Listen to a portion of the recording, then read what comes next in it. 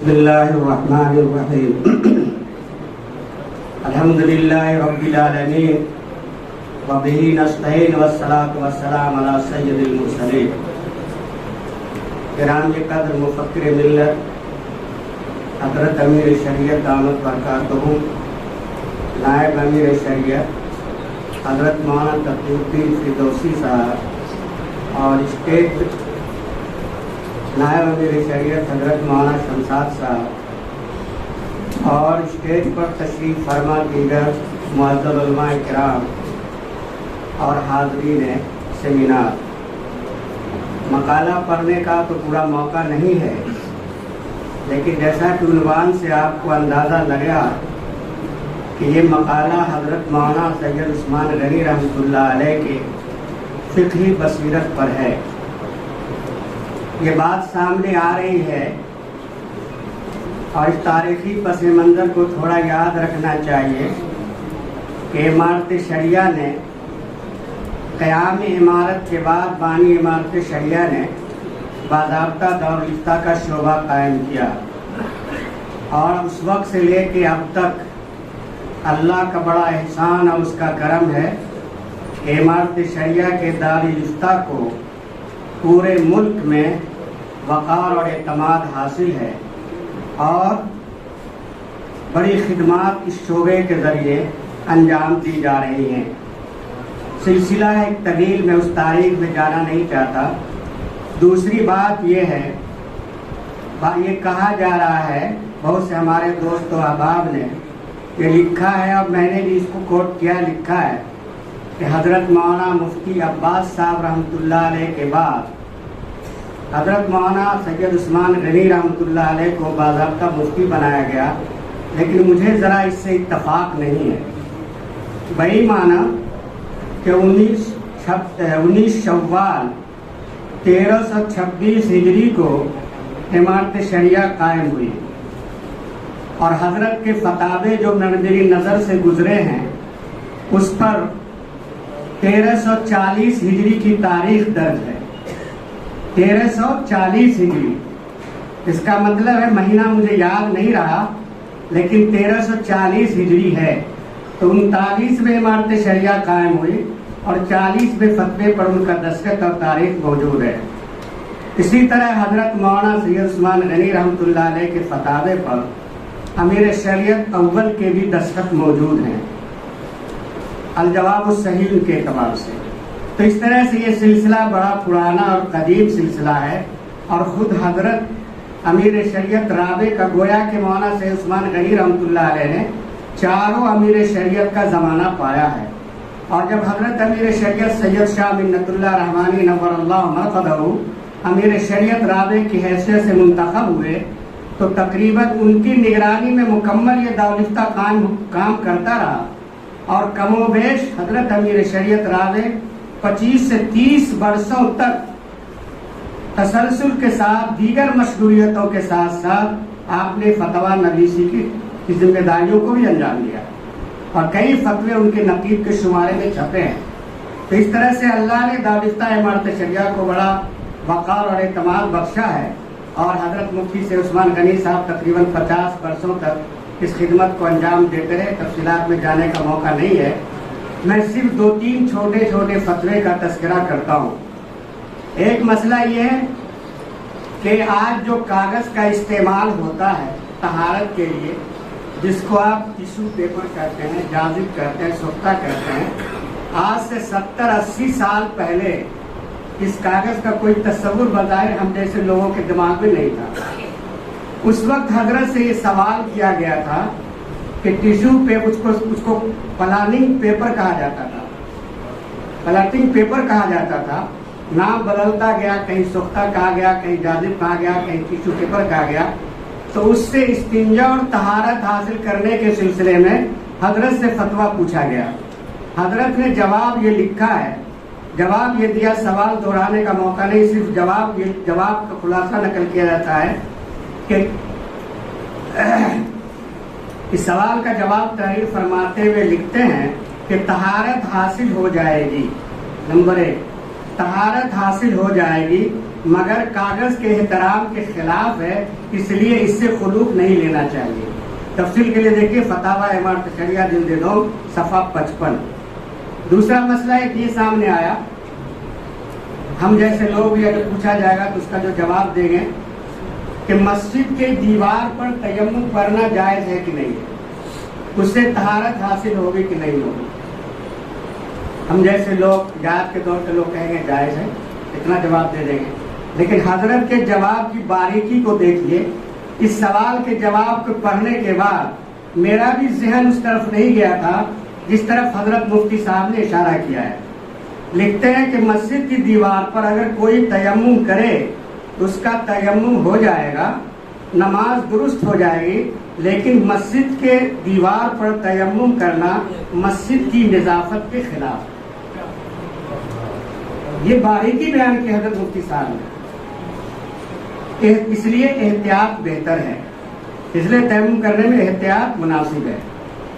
उसके बाद एक सवाल बड़ा सख्त किस्म का किया गया।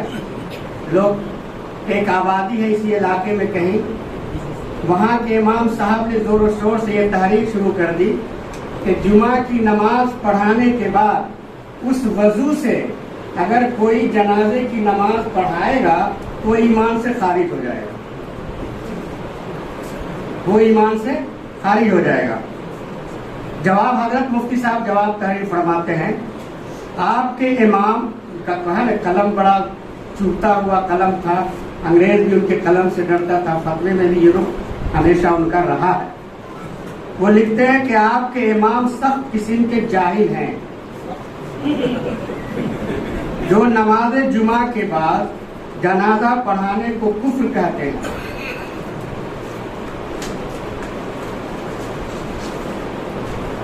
अगर जनाजा आया हो तो नमाज जुमा के बाद जनाजा पढ़ना फर्ज है, उससे न वजू टूटेगा न कोई काफिर होगा। अपने जाहिल इमाम से तौबा कराइए, अगर वो तौबा न करे तो उसे इमामत से इलाहा कर दीजिए। मुसलमानों को काफिर बनाने वाला मुसलमानों का इमाम नहीं हो सकता।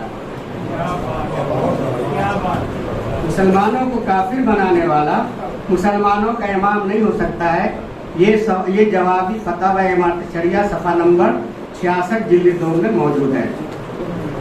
आप आज भी ये मौजू में बहस बना हुआ है औरतों की इमामत का, और इसी तरह से खास तौर पर तरावी में कि अगर कोई बच्ची हाफिज कुरान हुई है वो तरावी की नमाज पढ़ा सकती है कि नहीं पढ़ा सकती। अब आज सोचिए, पहले आज तो रिवाज बहुत हो गया हाफजा बनाने का, उस जमाने में तो शायद नादिर हाफजा बनाने का मामला रहेगा।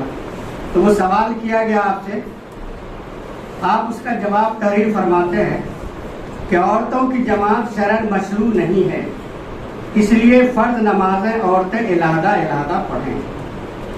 अगर तरावी में हाफजा इमामत करे तो जमात में सफ ही में खड़ी रहे, आगे इमाम की तरह न बढ़े, थोड़ा सा चंद आगे इमाम की तरह खड़ी रहे। तरावी पढ़ा उसका पांव अपने मुक्तदियों से जरा सा आगे रहे, क्योंकि कुरान की हिफाजत बगैर तरावी पढ़ाए नहीं कर सकती है, इसलिए उसको तरावी पढ़ाने की गुंजाइश है। जो लोग हाफिज कुरान है उनको इसका तजर्बा मुशाहिदा बहुत है कि ऐसे पढ़ते रहे कुरान तो वो बात नहीं होती है, लेकिन रमज़ान में जिसको तरावी पढ़ाना होता है वो दिन भर कुरान पढ़ता रहता है, दिन भर याद करता रहता है। हज़रत अमीर शरीयत राग़ रहमतुल्लाह अलैह का मामूल ये था कि खानकाह के मस्जिद में जो तरावी पढ़ाते थे, हाफिज रज़ी साहब उस ज़माने में तरावी पढ़ाते थे, आज भी वो मौजूद हैं। असर की नमाज से लेकर मगरिब तक जितना तरावी की नमाज में कुरान पढ़ना है हजरत उसको सुनते थे। तो बहरहाल ये छोटे छोटे चंद मसाइल हैं, ये ज़रा आपको जहन को खोलने के लिए। उसके बाद एक मामला ये भी आया कि अगर कोई आदमी झूठी गवाही दे, आज जितना केस मुकदमा होता है हमारे दारुल क़ज़ा में भी लोग आके झूठी गवाही दे देते हैं। आपसे पूछा गया, सवाल किया गया कि झूठी गवाही देने वाले की इमामत का क्या हुक्म है। आप उसका जवाब, सवाल पूरा मैं नहीं पढ़ता, सिर्फ जवाब पढ़ के बता देता हूँ। जवाब तारीफ फरमाते हैं कि झूठी गवाही देना, मुसलमानों को आपस में लड़ाना, दूसरे मासी का इर्तिकाब करना सब फिस्क है और फुस्ताक को इमाम नहीं बनाना चाहिए। جہاں ایسا امام ہو علیحدہ کر دینا چاہیے، بشرطے کہ علیحدہ کرنا اختیار میں ہو۔ اگر اس کی علیحدگی میں مزید فتنہ و فساد، یہ جملہ بھی قابل غور ہے کہ اگر اس کی علیحدگی میں فتنہ و فساد کا اندیشہ ہو یا اپنے اختیار میں نہ ہو تو اس کے پیچھے نماز پڑھ لینی چاہیے، کیونکہ ہر اچھے برے کی امامت میں نماز جائز ہے۔ یہ اب مفتی صاحب کھڑے ہو گئے ہیں، دو تین منٹ اور میں اپنا وقت تو کم ہی میں نے لیا، تمید تو میں نے کہا نہیں ہے۔ ایک مسئلہ یہ آتا ہے، ایک مسئلہ، یہ دو مسئلہ اور تھوڑی دیر میں بتا دیتا ہوں۔ ایک مسئلہ ہے رضاعت کا، کہ اگر کوئی آدمی مردہ کوئی بچہ مردہ عورت کا دودھ پی لے تو رضاعت ثابت ہوگی کہ نہیں؟ کوئی آدمی اگر مر گیا، ہماری بچہ اچانک چلا گیا، اس کا دودھ پیا تو رضاعت ثابت ہوگی کہ نہیں؟ اسی طرح سے دوسرا پہلو ہے کہ اس سے اگر کوئی غیر فیل کر لیتا ہے، ناجائز فیل کر لیتا ہے، اس سے حرمت مساہرت ثابت ہوگی کہ نہیں؟ دونوں مسئلہ ہے، ایک حرمت مساہرت کے ثبوت کا، ایک ہے رضاعت کے ثبوت کا۔ آپ جواب یہ تحریر فرماتے ہیں کہ رضاعت ثابت ہو جائے گی، اس لیے کہ رضاعت دودھ پلانے کا جو بنیادی مقصد ہے طاقت حاصل کرنا اور غذا حاصل کرنا، وہ اس سے حاصل ہو جاتا ہے، اس لیے رضاعت ثابت ہو جائے گی اور رضاعت کا حکم لگ جائے گا۔ اور اگر وہ فیل کرتا ہے تو کہا گیا کہ حرمت مساہرت ثابت نہیں ہوگی، اس لیے کہ اس کا جو بنیادی مقصد دو ہے، تلذذ حاصل کرنا اور اولاد کا پیدا کرنا، یہ دونوں چیزیں حاصل نہیں ہوتی ہے، اس لیے اس سے حرمت مساہرت ثابت نہیں ہوگی۔ یہ چیزیں تین مسائل میں نے آپ کے سامنے رکھے ہیں۔ ایک چھوٹے سے اشارہ اور کر دوں کہ آج بھی اب تو چونکہ اتنے موبائل اور انٹرنیٹ اور دیگر چیزیں ہیں، لیکن چاند کا مسئلہ اور رویت حلال کا مسئلہ ہمیشہ سے الجھا ہوا رہا ہے۔